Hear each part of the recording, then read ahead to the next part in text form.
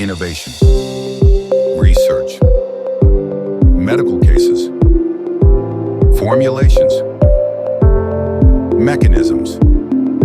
We decode all the medical advances. Welcome to Drugs Decode. Today we're diving into two important pharmacy career paths: regulatory setting and clinical setting. If you're a pharmacy student or a pharmacist wondering which path suits you best, this video will help you understand the key differences, pros and cons, and help you decide which might be the best fit for your future. Let's get started. First, let's talk about regulatory pharmacists. Regulatory pharmacists work mostly behind the scenes in the pharmaceutical industry or government agencies. Their main job is to ensure that medicines and medical products meet all government laws and safety regulations. They prepare and submit important documents to regulatory authorities, like the FDA or your country's medicine regulatory agency, to get new drugs approved. They also monitor drug safety through pharmacovigilance, review clinical trial data, and ensure quality standards are met. Regulatory pharmacists usually work in offices for pharmaceutical companies, regulatory bodies, or contract research organizations. If you'd like to work in a clinical setting, the role of a clinical pharmacist is a great example of what you can expect. Here I'll use the clinical pharmacist as an example to help you understand what working on the clinical side of pharmacy looks like.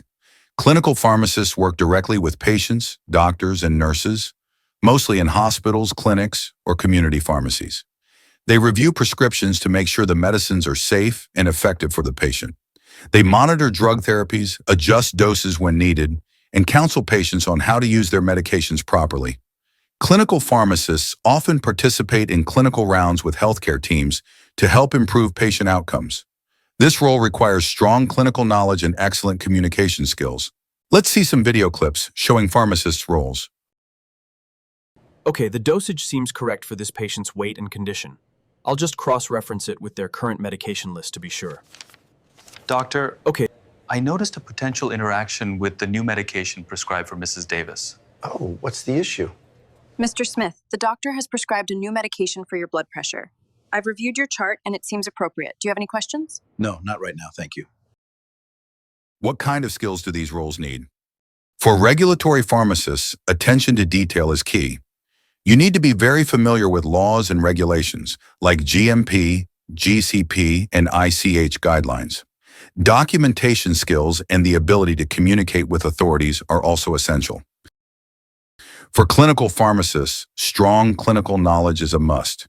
You should be good at counseling and working with patients and healthcare teams. Critical thinking and empathy are important traits. The work environments are quite different. Regulatory pharmacists mostly work in offices with regular hours, often Monday to Friday.